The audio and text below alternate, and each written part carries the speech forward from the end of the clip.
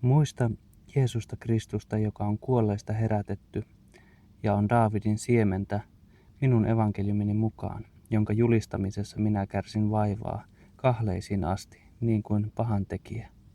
Mutta Jumalan sana ei ole kahlehdittu. Tuossa Paavali on hieman toisenlaisissa tunnelmissa kuin minä nyt juuri täällä Kallaveen rannalla. Hän kertoo julistavansa ylösnoussutta Jeesusta Kristusta ja sitoutuvansa tuohon julistukseen niin kovasti, että on valmis kahleisiin asti ja onkin kahleissa juuri parhaillaan. Tuo kaikki kertoo siitä, että hän uskoo Jeesuksen ylösnousemukseen.